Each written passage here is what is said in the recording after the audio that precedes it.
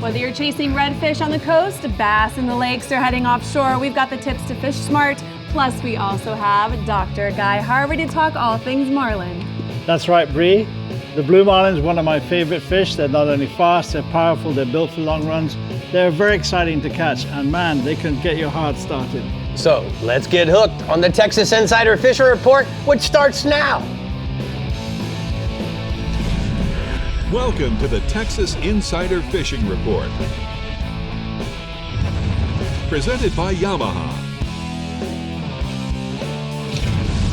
Thanks for joining us on the Texas Insider Fishing Report. I have Captain Rick Murphy back by my side this week with fresh reports in from our captains and guides. And of course, we have Dr. Guy Harvey here. Wow, what an honor. Thank you so much for joining us and sharing all of your knowledge.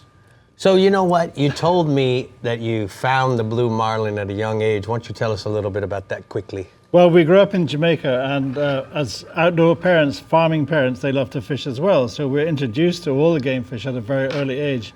But I was infatuated with the blue marlin from being 5 or 6 years old, Rick. Wow. Yeah. We're going to learn a little bit more about that, but Bree, we got to get going. Yes, we are. All right, we're starting your weekend in the Upper Fresh region with Mike McFarland in Studio T, who has some lake news to share with us. So, Mike, why don't you take it away? Studio T, here we go. Good to see you guys. Welcome, sir. Love to have you here. Different summer for sure in the Upper Fresh. Cooler temperatures, lots of water. And listen, it's really, fishing still good. So Possum Kingdom, 85 to 87 degrees. Top waters have been good early mornings around the main lake point and docks. Any docks that have lights, night lights especially. Crack of dawn, be there early. The Bullet Pop, Berkeley Bullet Pop in shad colors is good. Once the sun gets up, go to them offshore rock piles with the Berkeley football jig and big Texas rig worms. Lake Welsh, David Ozio said Lake Welsh is extra, extra hot. Remember, this is a power plant lake, so the tap-out creek worm and redbud on a drop shot rig is all you need. The main lake points are best locations. The power plant outflow was 109 degrees, so it's hot, hot, hot. We're not kidding about hot. Look for cooler water areas, usually up in the northern ends of the lake, back to the pockets and coves, and drink a lot of water. When you're over that hot of water in the summer, you get extra hot too. So I wasn't kidding, it's extra hot on Lake Welsh. Lake Fork, my favorite home lake. Listen, the heavy rains had the lake overcooled by about 5 inches as of right now. Surface temperatures are unusually cool. The big bass are shallower than you would expect in summer, and I mean like 2 foot deep. They're so far up in the junk and the cover that we're having to skip frogs up under the brim or the buck brush and just really far up there where you wouldn't expect them to be in midsummer. I have really found that trying to hold a trolling motor and do this is difficult. So my power poles have really come into big play, Captain. I'm power poling down. It's allowing me to make these, execute these tougher casts. And we're catching some really good bass early in the morning with the frogs. Later in the day, and I mean later in the day for sure. Late afternoon, 18, 22 foot, we're finding the typical summer bass. Big Texas rig worms, 3/8 ounce Texas rig bass assassin, 11-inch worm in purple, plum apple. And then, of course, the 3/4 ounce football jig will always catch them, but that's a late bite. So frogs by morning, deep water later. And look, my client had this frog fish the other morning, and he was so thrilled. This is just a beautiful, I love the smile on the face when they catch them like this. And that's a cool picture, dude. All right, what else you got? He was a happy guy. So crappie fishing with Jackie Wiggins. The crappie's been definitely getting into summer patterns here on Fork. They're loaded up on the brush piles. The best depths are about 14 to 24 foot. The thing is there's a lot of, small fish mixed in, so you're just going to catch a lot of fish to get those keepers. Moving on to Lake Levon with Terry Thorne. Crappie's really good on Levon, 9 to 25 foot. They're mixed everywhere. Fish the timber, the brush. The laydowns have been the best. Live minnows are working really good there. But I tell you what, if you like to eat the brim, bluegills, which, are kind of a brim family, or the crappie family, the bluegills are really good and they're really big right now. Earthworms, 6 to 8 inches. Fish is the average size, even some 9-inch kickers, which is a really big brim. But the crappie and brim, really good eating. And here's Jackie Wiggins showing you what a table looks like. Nice. All right, what else you got for us? You got some stripers? Hybrids, I do. Levon, Terry Thorne, they're really good. The white bass, 1 ounce. Chartreuse or white slab spoons, 15 to 20 foot. And then you got Matt Cartwright. He says the stripers and hybrids are on fire on line bait on the humps, anywhere from 22 to 35 feet. Suspended sand bass, they're really catching a lot of fish there on Tawakoni with Matt Cartwright. And here's a picture of, show you how many fish, and the whole entire family got to get in on the action. Wow. Sure did. All right. Yeah. What else? And we can pull some kitty cats real quick if you want. Every lake in the upper fresh region, every lake is fishing good. All you got to do is chum the water a little bit, some sour maize, cattle cubes, toss that out there. Usually it takes 24 hours, but it's so good right now. Within an hour or two, you can fish your chum spot, fill up a table like this you'll see right here from Jackie Wiggins. Great eating catfish. Man, that's what I got for you guys. Upper fresh region is on fire, but the temperatures are beautiful here. And it's not a normal summer, but fish are biting. All right, man. Thank you so much. Thank Way to you. start us off this week. We're gonna go and take a look at the upper fresh hot region. spots. With cooler than normal water temperatures, most of the upper fresh region lakes are fishing really well. Crappies, catfish, stripers, hybrids, sand bass, and incredible Texas-sized big bass. They're all biting great right now, so go check it out, guys. All right, let's drop into the Star Trout Middle Fresh region where Matt Loescher is helping us keep up with those water levels on Toledo Bend, Sam Rayburn, and OH Ivy. Go for it, Matt. All right, Bree. Yeah, we're talking about a lot of water level changes around here right now. We've had a lot of crazy rain. You guys have probably heard about all the flooding and stuff going on. It's just been a roller coaster over here with the water level. So we're going to start off on the eastern side of the Middle Fresh region and work our way back to the west, talking about all that and how that's affecting these largemouth bass. So starting out here on Toledo Bend, the water level remains on a steady falling trend here. And the water temperature continues to heat up, ranging from the upper 80s to the low 90s now. And that temperature keeps climbing day by day with some even hotter air temps this week. The level is about 1.2 feet below full now, and it's on a pretty steady decline for a couple of weeks now. And the afternoon showers are slacking up, so it's starting to feel more like that hot July, summertime on this side of the region lately. And so that level is going to keep dropping fast. All this has the bass really grouping up more and more near the mouths of the drains and the creeks on those drop-offs where the bottom depth drops from about 15 or 20 feet down to deeper water, usually about 30 or so, where there's large concentrations of shad or holding that deep water near those ledges. The best baits have been the Texas rig tap-out worm. The dredger crankbaits are great, and then a Carolina rig's always a great one too with a shad bait or a creature bait on it. And I tell you what, it's just incredible how many big fish are being caught on Toledo Bend this year. Lots and lots of double-digit fish have been hitting the scales. And even as we get into the middle of July, when these fish are usually not quite as heavy, we're still seeing double-digit fish hitting the scales weekly. And we've got a photo here for you of Mr. William Lips with not just a double-digit, but a double-digit plus one with an 11.16-pound Toledo Bend lunker there. Big, giant, beautiful Toledo Bend bass. Congratulations to him on that one. All right, now let's jump over to Sam Rayburn. Headed west a little bit. The water levels at Rayburn continues to drop quickly as well. They've been generating at that dam steadily and pretty heavily, and it's down 2.25 feet below full now, so it's fallen quite a bit lately. The temperature is in the upper 80s to low 90s and climbing. The fish are staying close to that 20 feet depth range and on those drop-offs near to that deeper water. Worms, Carolina rigs, crankbaits are all working well there too. Just rotate through the different baits to figure out what fires up a school of fish at a given time. My favorite that I find to be the most consistent is definitely that 6-inch Bass Assassin tap-out worm. Seems like they like that thing no matter what the conditions are. I like that on a standard Texas rig most of the time. And for the crankbait, going with that Berkeley dredger again, and the 20.5 or the 25.5 foot model. And then on the Carolina rig, like to start that with the Bass Assassin 5-inch shad. You can't go wrong with watermelon red, but stick with whatever you have the most confidence in. They're usually not too picky. It's more about just finding which presentation they prefer. All right, now going farther out west to the hill country there, the OH Ivy. That's the one that really got hit by all this flooding. So unlike those other lakes, this one is rising, and it's rising big. Ivy experienced a huge jump in water level from all that flooding. It is still about 15 feet below full, but it was a lot lower than that before. It actually rose about 7 feet very quickly from the flood, and that made the upper end of the reservoir really muddy and dirty. And, of course, there's a lot of floating debris that gets washed from the shoreline off when that happens as well. So Be careful for, watch out for floating logs and stuff like that, if you're on that upper end especially. And so all that happening can be kind of good and bad for the fishing.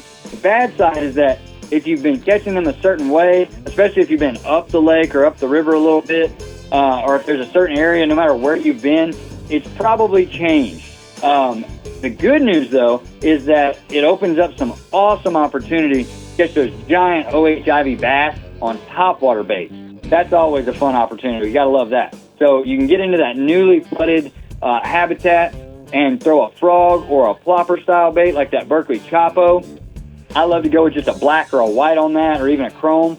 Keep it simple there. And if that's not working, try working your way down the water column, throwing something below the surface like a vibrating jig, or even lower like a Texas rigged worm. Just get a feel for the bite for that day. If the top water's working, then roll with it. But if it's not, just start working your way down that water column, slower and slower presentations until you find out how those big fish want it that day.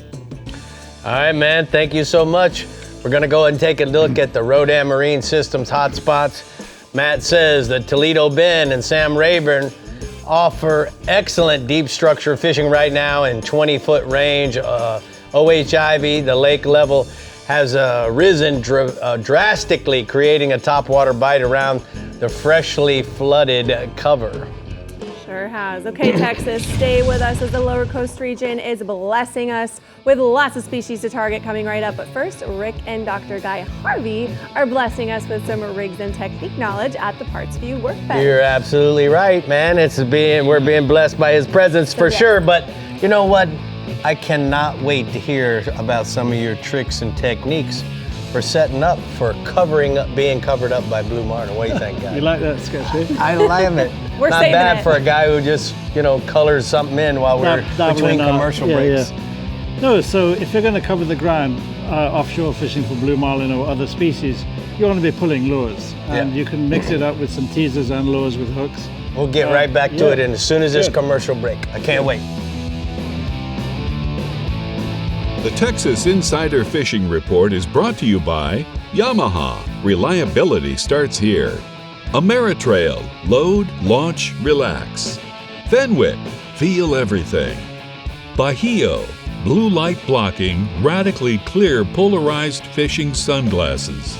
Sportsman's Adventures with Captain Rick Murphy. Fishing for adventure. Berkeley. Your fish, our science. Prospect Smoked Meats. Fuel your day the Texas way. And Skeeter Performance Fishing Boats. Eat, sleep, fish. Well, as you can see, it's time for the rigs and techniques here at the Parts View Workbench. You know, Guy, you started at a really young age having a love affair with the blue marlin. So why don't you tell us a little bit about that? Well, that love affair grew into reading the book The Old Man of the Sea, probably the biggest, best fishing story ever. And I decided to do my own version of the illustrations. How old were you when you did that? 17? I was 17 to 18, took a year. And by the way, you can go and see those original drawings in Key West at the Customs House anytime. But from way back, we've been chasing the blue marlins. So, I mean, certainly the blue marlin is a lot of the artwork that you do. But let's, when we think about marlin fishing, specifically in the Gulf of Mexico, we're talking about trolling, most of the time, dead bait trolling. Right, or lures, coming around, yeah. So let's talk a little bit about how you like to set your boat up. So I now live in the Cayman Islands, Rick. We don't have to go 50 or 100 miles offshore to catch them. We go 500 yards offshore and we're in 1,000 feet of water.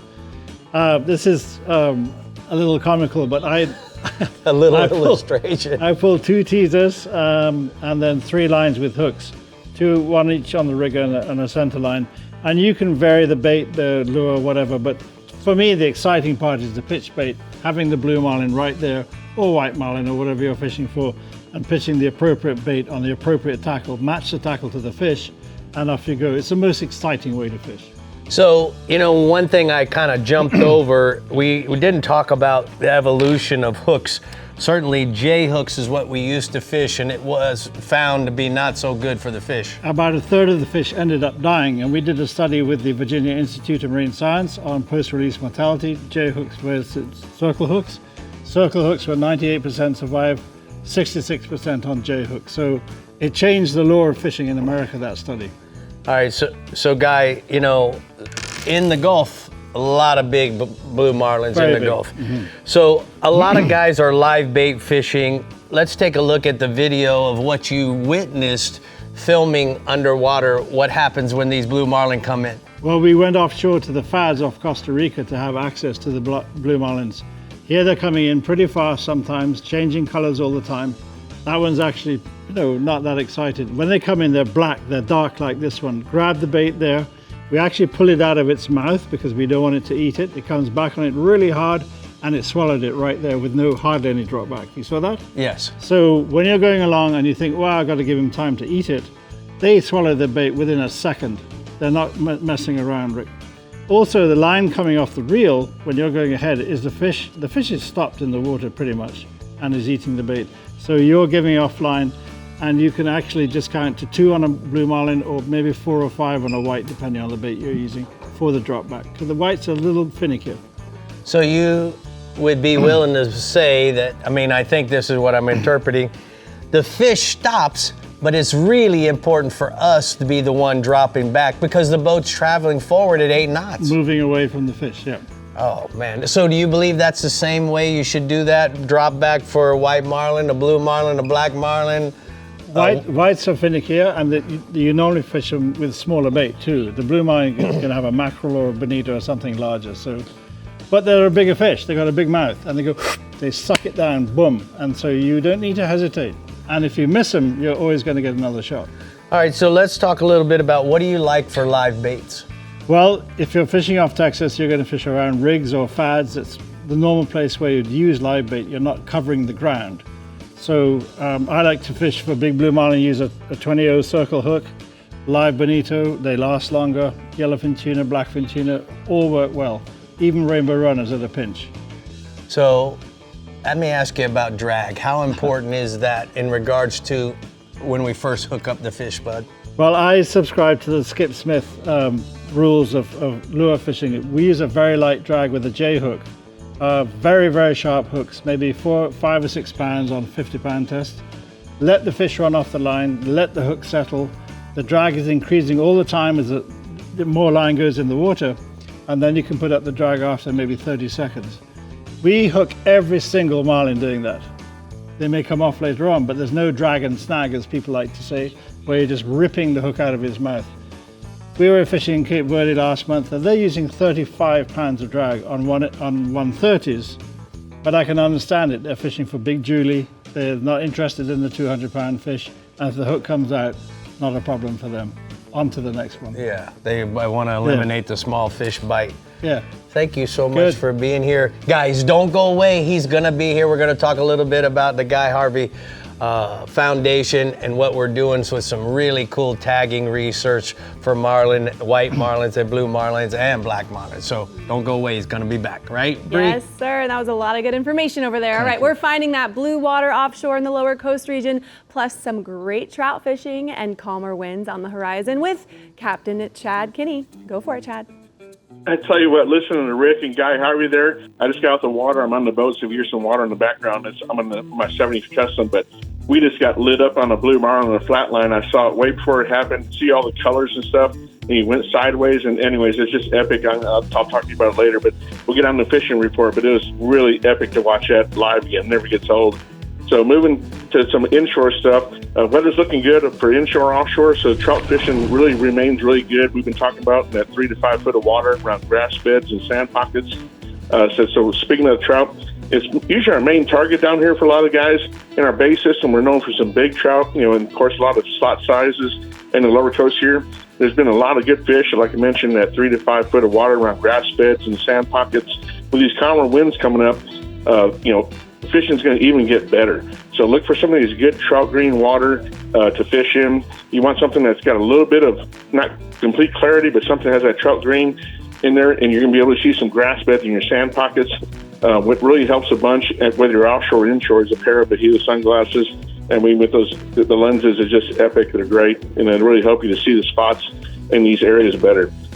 And then try some saltwater assassin sea shad magic wrasse, what I'm using in color. It has a chartreuse tail on it. That's working really good for these trout. We're working the grass beds on the edges and sand pockets. Using some live bait, which is working the best right now, is live croakers, working really good. You free line them with the eagle clawed 5 to 6 kill hook, and you cast it right on the edge of that grass bed or just a little bit into the sand pocket, and you're going to have a whole bunch of action right there and have plenty of good stuff like that once you power pole down. So moving to offshore, which we're going to talk about a little bit more because it's a season to come between now and October. So offshore is really picking up. It's going to get better as the season goes on. We're catching some few cobia, shallower. Of course, snapper fishing's on fire. We're catching some dorado in the mid-range, a little bit deeper, and yellowfin tuna out deeper towards the floater rigs. So there's been a few cobia popping up around the structure.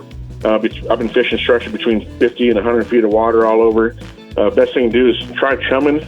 And when you get out there, if you're targeting them, just back up like that and keep an eye out for them to pop up. These guys will pop out of nowhere like an insect. So best bet is always have what I use is a Penn 6500 spinning reel, whether it's the 6500 spinning reel with a blue Carnage jigging rod works the best, and attach an eagle claw live bait hook with a piece of squid on it, and don't put the squid right away. Just have it ready to go there right on a piece on ice and just pitch it on when the chum, keep them busy and they'll go. So just free line it right back to the cobia, and they're going to take it and they're going to run 20, 30 foot. Make sure you let them run free line at 20, 30 foot. You set that hook. And once you set it, just tire that fish out. Make sure you get good because they're going to be green. They get really tough like that. So tire them out, get them up to the boat. If they're legal size, get a good gaff shot towards the head because these guys will still get really crazy when they get on the boat. So go straight to the cooler with them. They're really strong, and they can tear up your deck of the boat. So get it through there. So I got a good picture of a nice, 35, 40-pound cobia we just caught this past week. Nice. So, moving over to Dorado.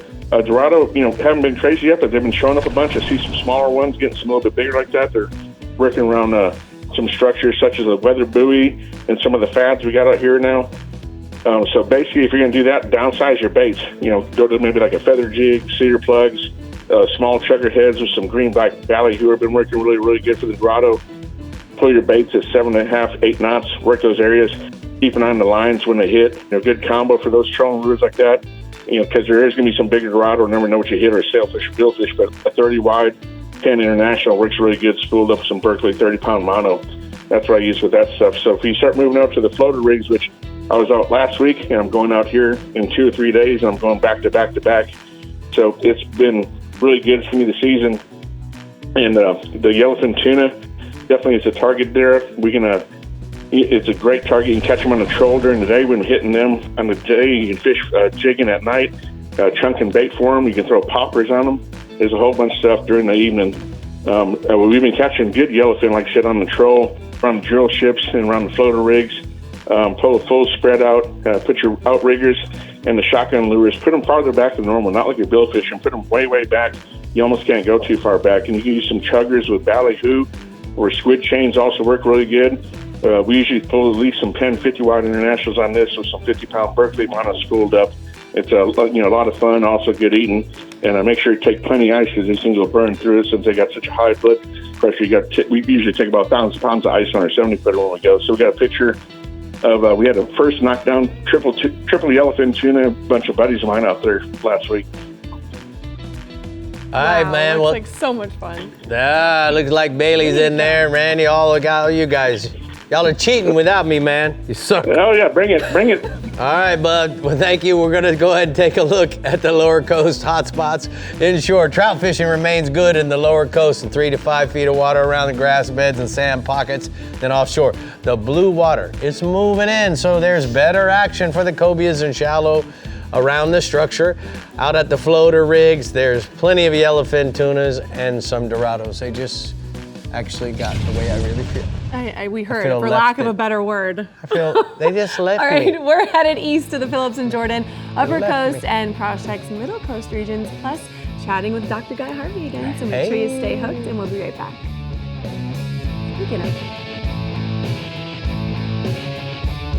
This Insider Fishing Report is brought to you by Bass Assassin and Saltwater Assassin, the best lures, period. Berkeley, your fish, our science. Murphy's Law Sport Fishing. Book your trip today at murphyslawsportfishing.com. Abyss Battery. Power your pursuit. Rodan. Set it, forget it, catch more fish. Phillips and Jordan, building critical infrastructure that matters. Berkeley Pro Spec Chrome. And Penn, let the battle begin.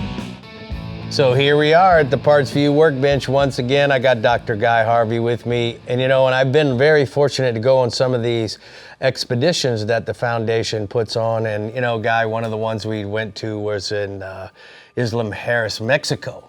And we were certainly tagging mako sharks, but I know you did a big study there catching white marlin. So why don't we talk a little bit about what we found out? Sails and white marlin, Rick. And the white marlin come through in May and June, so we're tagging them a lot there. And as the footage will show, we actually bring those fish into the boat. We put them on a mat because you're putting a $5,000 instrument into the fish and then getting the track after the tag comes off the fish. So here's one. The fish went all the way through the Gulf, Straits of Florida, and out into the wider Atlantic before the tag came off. That's nearly 5,000 miles in about 140 days.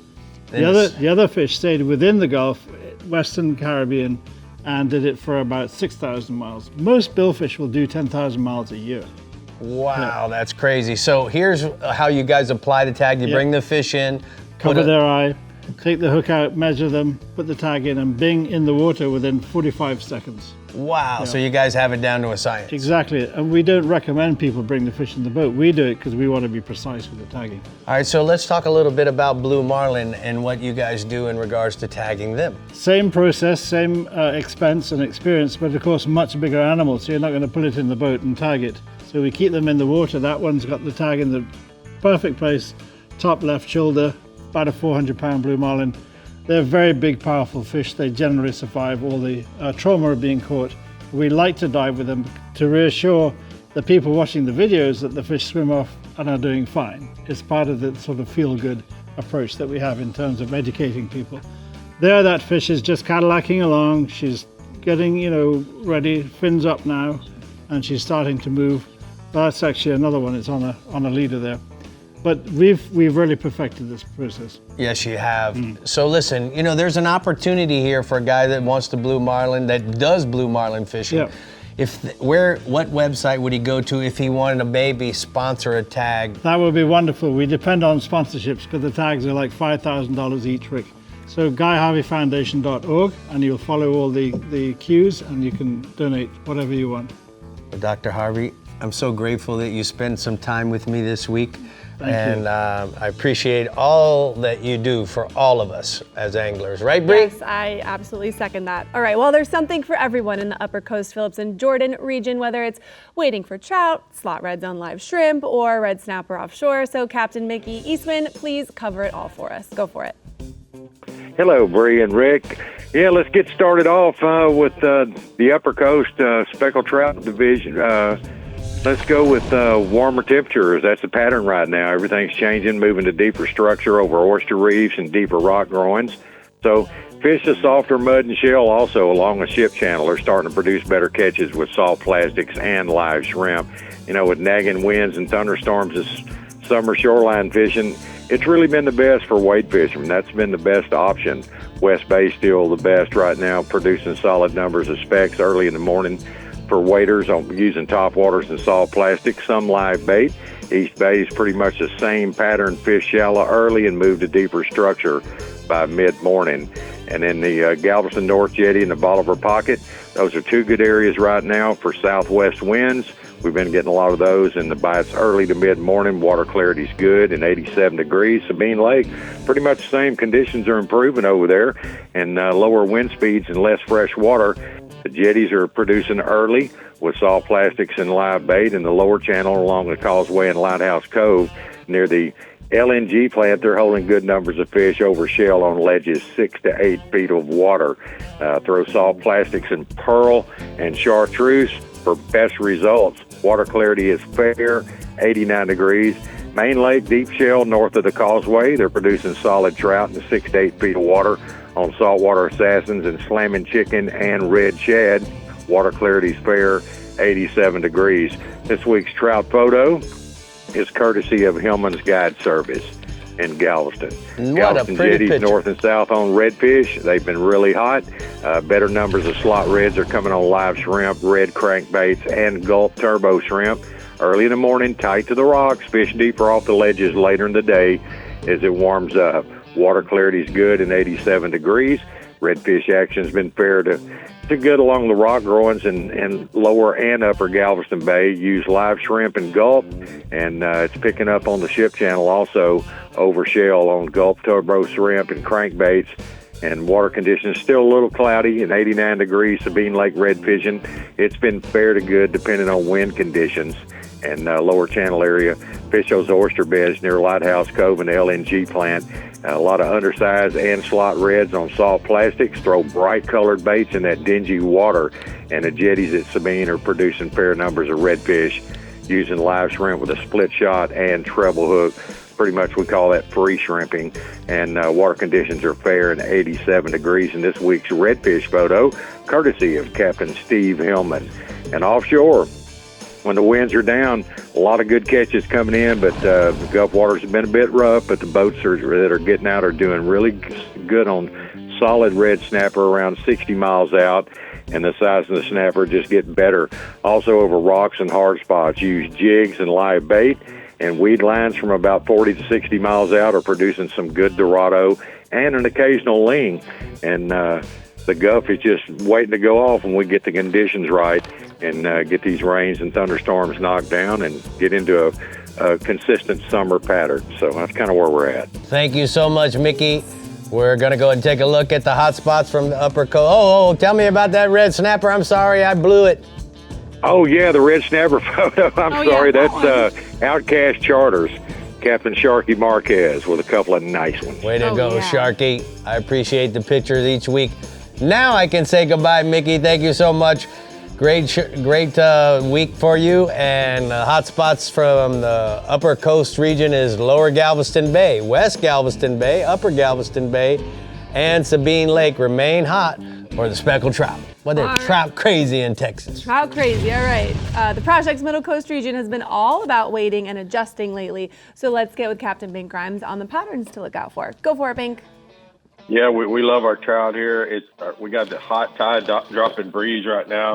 We're adjusting. We're working guts and shell, and these fish fall off to the deeper, cooler water. Wading in July has been the best bet lately. Topwater's fastest gulps, mirror soft sounds have been the gulpy bait. Rockport corkies continue to coax trout on shorelines around Mud Island and Trailer Island. Incoming tide's been good around Super Flats in the Port Aransas area. Looking for slicks in that Lydia and channel casting downwind. They're coming with the tide. In Port O'Connor, reefs around Ayers Dugout, Panther Point have been good on bass and facets and topwaters. Sandy grass pockets are holding good trout on that incoming tide. Cold Pass, San Luis Pass has been good on topwaters, and Palacios shorelines and guts are holding trout over sand and grass. That north shoreline reefs have been good around the Barge and Coon Island and that Palacios area. Reefs in San Antonio Bay have been good on bass and sea shad. Topwater bait's been good on the mirror she dogs and the pink, the bone, and the chartreuse. Same patterns holding in West Matagorda Bay. Reefs and sand and grass pockets are holding trout on the incoming tide on mirror she puffs. East Matagorda Bay drifters, we've been finding fish while drifting with popping corks and off-colored water. Those camo-colored gulps and that 3 to 4 inch turbo shrimp have been good. The Scooby color and the gulp dragon tail have worked well on 1/8 ounce jigs. Photo there, that's Owen Cossack. He makes the big trout page every year. He's done it again. This one came on a gulp under a popping cork while fishing slicks around Boiler Bayou. That fish weighed about 6.5 pounds. He's a 7th grader, man. He has caught more big fish than most adults. Redfish action. People love to catch redfish, but stay on a good pattern has been tough lately unless you're hanging out the jetty. Most of Matagorda boaters are hitting points and structures along the south shoreline with live shrimp. Others finding redfish while drifting for trout. Many of those redfish have fallen off the shoreline to the deeper shell because we got lower tides in the 1 to 1.5 foot range. We've been finding them behind slicks on the west end of the East Bay while drifting in 3 to 4 foot of water. We're poling down with dual 10-foot power pole blades. We can't do it without our power poles. You know, where would we be without power poles? They're just part of fishing now. Bull redfish are all over the beaches and jetties. Surf anglers are finding them along the beach in the first gut. Guys are tossing big chunks of crab and mullet in the first gut on the high tide. Those jetty anglers are working the ocean side on the incoming and the channel side on the outgoing tide. July is just one of those tougher months. It's just with our fluctuating tides and west winds. But as we push closer to August, that redfish action will improve. Offshore, red snapper continue to impress. Although our Gulf has been pretty sloppy, there's been quite a few 15 to 20 pound snapper caught lately. Most of those fish are about 30 miles off the beach and hit squid. Cobia are beginning to show more frequently, as or Dorado. We're hoping for calmer seas in the Gulf in the coming days. We've been getting steady rainfall lately, and that does nothing but help our fishery. Hey, go grab you a link of Project Sausage, make a day of it on the water. When you get home, throw one of those tender ribeyes on the grill. I grilled about 4 ribeyes tonight, man. They were good. Please keep making a conscious effort to protect our speckled trout fishery. Our quality of trout have drastically improved, and our Texas anglers are doing what's best for the bay. Keep it up. Catch and release is really, really cool. So I got a quick question for you, Bink. You know, young Prosick, you said he caught a lot of big trout in his young life, but question is, what's he doing maybe that's a little different than the average Joe? Well, he can cast farther than many adults, and he just fishes. He just fishes and just fishes and just fishes. And I think it's more cast and more time on the water. He fishes more than any adult I know. Yeah, he does do that, especially in the summer between his uncle and his dad. He gets a lot of time on the water. All right, bud, thank you so much. I'm grateful for your report. We're going to go and take a look at the mirror lure hotspots from the Middle Coast region. Bink says that inshore, trout are good while waiting with bass assassins in the guts and the channels with the falling tide, and the redfish are at the jetty on fresh menhaden and shrimp. Then if you want to go offshore and brave the winds, red snapper are good offshore in 60 to 80 feet of water. What do you think, Bree? Well, I think if you're dreaming of blue water and big game like me, listen up. The 44th annual Key West Marlin tournament is set for July 23rd through the 26th during the heart of the legendary Key West Hemingway Days in Key West, Florida. Last year's tournament reeled in a whopping $268,000 in cash payouts from the Marlin and Funfish divisions. So bring your crew, bring the family. Key West is calling. Get all the details and lock in your spot now at keywestmarlin.com. But get ready, Texas anglers. The heroes on the water lower fresh region is cranking out tons of bite lately, and we have a ton of Taco Marine new products to crank out at the Parts View Workbench. We'll be right back. We're going to be cranking out the Parts Views ourselves. The Texas Insider Fishing Report is brought to you by Abu Garcia, Fish to Win, Fenwick, Feel Everything, Berkeley Pro Spec Chrome, Heroes on the Water, Paddle, Fish, Heel. Turn on the bite anytime. Tie on a mirror lure. Front Runner Boats. Performance-built offshore fishing boats made in the USA. And Startron. Start, run, and store with Startron.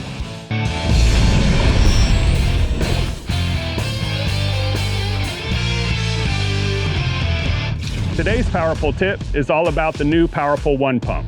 Several years ago, we had a goal to operate 2 Powerpole anchors off of 1 single pump. We looked at every pump manufacturer here in the United States and overseas, and we got the same answer from all of them. It's impossible to run 2 poles off of 1 pump in the same space. But you know Powerpole specializes in making the impossible possible. So today, I'd like to show off our new Powerpole 1 pump, machined out of billet aluminum right here in Tampa Bay. All of the valves and engineering from 2 pumps is built into this 1 single footprint. It has a new quick release valve with a spring-loaded pin that's easy to get in and out of the boat. It's so good, it saves half of the space in your boat, it cuts down on your install time, and it uses 41% less amp draw. The Powerpole 1 pump is precise, it's smooth, and it's quieter than ever before. To learn more about the 1 pump, go to powerpole.com, and that's your Powerpole Tip. Well, as you can see, that we're here at the Parts View Workbench and we're a little lost. We had to move it over here because we had a little lighting malfunction. So anyway, we'll get it fixed, but guess what? We can adapt, right, Bree? As always. So let's start with our first product here, Rick. Okay. This is the Dorsal SS button-down shirts, which comes with 100% polyester base. It's got that aft block sun protection, UPF 50 in it. The Afgard stain resistance, which is super important, and it has vents on the dorsal side, which is why it's called the dorsal SS button down. I wear this on some Sportsman's Adventure episodes, guys.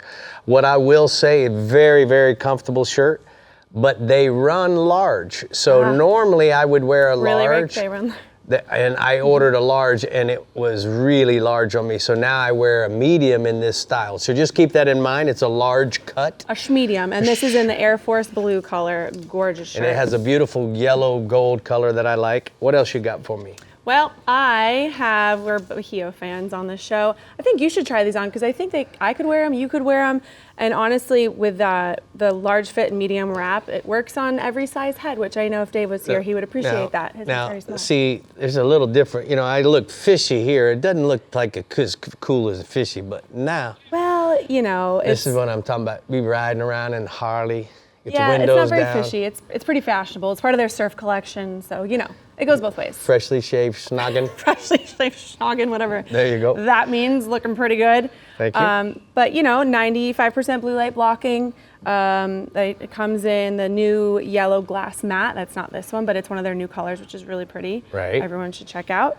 And we're in love with Bahio. You see more. And just remember, you know, the best warranty in the business with Bahio, you call somebody, they answer the phone, Yes. and they give you a claim number while you wait on the phone, send in your glasses 5 days later, So they come easy. in the mail. BahioSunglasses.com, AFCO.com. There you have it.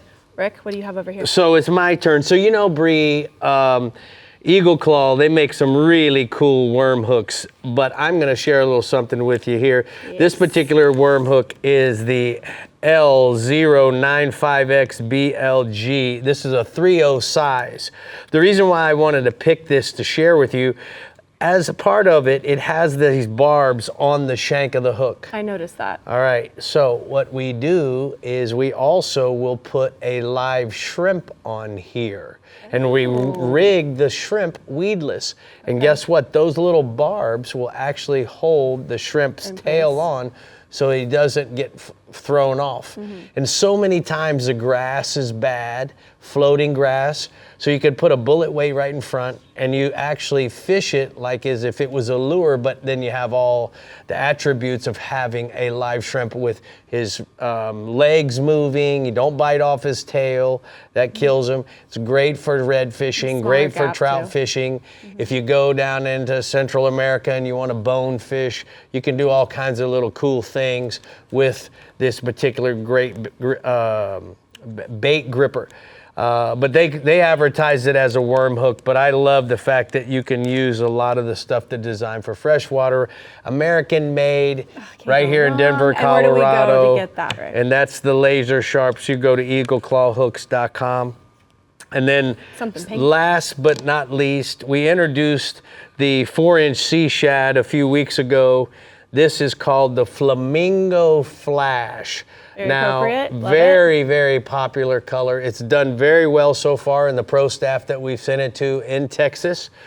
But just today, I got this because of the ICAST show coming. This is the little P&V in the Flamingo Flash color. So the difference is this is hooked with a weedless or jig head. You could throw it out and reel it back. You don't hop it along. Right. That's a kind of a mid-water depth, so it vibrates like a spoon because of the vibrating tail. Versus this, you put a jig head in the front. Now let it hit the bottom and it'll sit standing up, makes little puffs, gives you a side-to-side action. You can go online and buy these straight from BassAssassin.com and order as many as you want. Tell them Ricky Dicky sent you. All right, we're gonna have a lot more products next week, but right now we're gonna get ready for Yamaha's Golden Opportunity Finance offer. From now until September 30th, 2025, purchase a new eligible Yamaha V6 4.2 liter 225, 250, or 300 outboard to get rates as low as 0% APR for 12 months, then 15.99% APR to 20.99% APR thereafter when purchased on a Yamaha credit card. Visit YamahaOutboards.com for more details. But you know what? Between Fayette County, Lake Falcon, and Somerville, your summer lunker is just waiting to be caught in the Heroes on the Water Lower Fresh region with Matt Reed. So Matt, go ahead. All right, Bree, let's kick this thing off. Falcon Lake has been extremely consistent. Our water level has been maintaining for the last few weeks. There are some early morning school fish in less than 3 foot of water on the main lake rock points. They will bite the Berkeley Chapo at a 1.5 square bill. That's always fun to get a little topwater action. But to target the big bass at falcon holes, you need to move out to 10 to 20 feet of water on the rock structure. 3/8 ounce shaky head with a plum apple Berkeley Max Scent hit worm will do the trick. In the same areas, you'll want to throw the Berkeley Dime 15 crankbait and citrus shad or blueback chartreuse to maximize your results. There are also fish using the man-made brush piles. The way I prefer to go after those fish is just a simple Texas rig with a 3/8 ounce weight. The Berkeley 10-inch power worm and blue fleck is my #1 choice.